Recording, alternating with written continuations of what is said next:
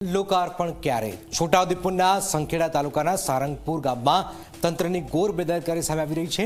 અહીં આંગણવાડીનું મકાન બનીને તૈયાર છે, રંગરોગાણ થઈ ગયું છે, લાઇટો ફિટ છે, પણ છેલ્લા 3 વર્ષથી આ મકાનને તાળા લાગ્યા છે। કારણ એટલું હાસ્યાસ્પદ છે કે જાણીને તમને પણ નવાઈ લાગશે। નંદઘર તૈયાર હોવા છતાં કેમ ભૂલકાઓ તેડાગર બહેનના કાચા મકાનમાં જ ભણવા માટે મજબૂર બન્યા છે? શું થઈ રહ્યું છે? આવું જોઈએ, જાણીએ, સમજીએ।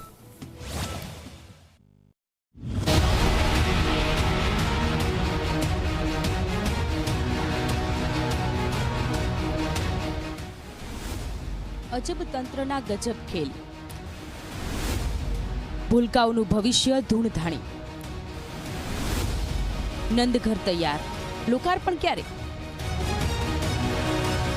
આ દ્રશ્યો છે સંખેડાના સારંગપુર ગામના, જ્યાં આધુનિક સુવિધાઓથી સજ્જ આંગણવાડીનું નવું નંદઘર શોભાના ગાંઠિયા સમાન બની ગયું છે। સરકારના લાખો રૂપિયા ખર્ચાઈ ગયા, મકાન તૈયાર થઈ ગયું, પણ સિસ્ટમની કાટ ખાઈ ગયેલી ફાઇલોમાં આ મકાનનું લોકાર્પણ અટવાયું છે। ગ્રામજનોનો આક્ષેપ છે કે માત્ર નંદઘર નામ લખવા જેવું નજીવું કામ બાકી હોવાથી તંત્ર આ મકાન સોંપતું નથી।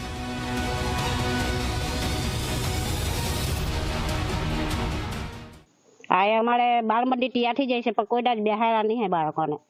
આ બેહાડવું પણ કામગીરી અધૂરી નહીં, કામ બિલકુલ અધૂરું નહીં, કમ્પ્લીટ જ છે। તો બી નહીં ના, ટેવ નહીં બેહાડતા। કોડા બેહાડા વગર પછી કેવી રીતે બેહાડે? જો કે અમે તો કાચા મકાનમાં બેહાડે, કાચા મકાન બેહાડ, કોડા અહીં પગર નહીં મૂક્યો।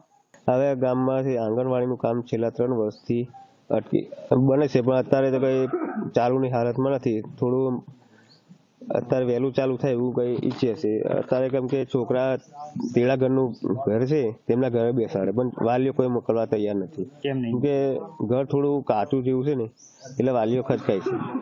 વહેલી તકે આ પૂર્ણ થાય એટલે લોકાર્પણ થાય તો છોકરા અહીંયા આવીને ભણે, થોડું ભવિષ્ય બને એમનું। બીજી તરફ ગામના 46 જેટલા બાળકોનું ભવિષ્ય જોખમમાં છે। નવું મકાન હોવા છતાં આ બાળકોને તેડાગર બહેનના કાચા મકાનમાં બેસાડવામાં આવે છે। પૂરતી જગ્યા નથી, સુવિધા નથી, અને ઉપરથી મકાન કાચું હોવાથી વાલીઓ પોતાના સંતાનોને ત્યાં મોકલતા પણ ગભરાય છે। જેથી 46 બાળકોની જગ્યાએ માત્ર 16 બાળકો આંગણવાડીમાં આવતા તેમના ભવિષ્ય સામે પણ સવાલ ઊભા થયા છે।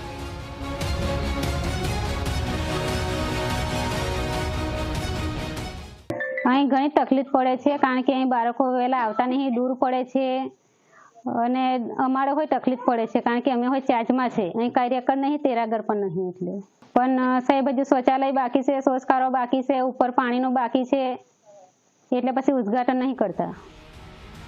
તંત્રની દલીલ પણ અજીબ છે। તાલુકા વિકાસ અધિકારીનું કહેવું છે કે વહીવટદારોના શાસનને લીધે કામ અટક્યું હતું અને હવે નરેગા હેઠળ આ કામ પૂર્ણ કરાશે।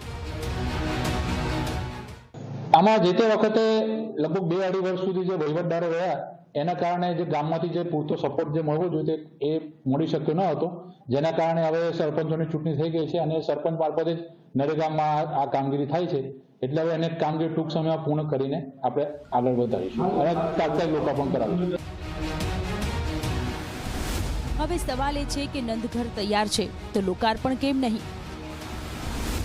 કેમ 3 વર્ષથી અટક્યું છે નંદઘરનું લોકાર્પણ? તૈયાર મકાન હોવા છતાં બાળકોને ધૂળમાં કેમ બેસવું પડે છે? આ બેદરકારી માટે જવાબદાર કોણ? હકીમ ઘડિયાળી, ઝી મીડિયા, છોટાઉદેપુર।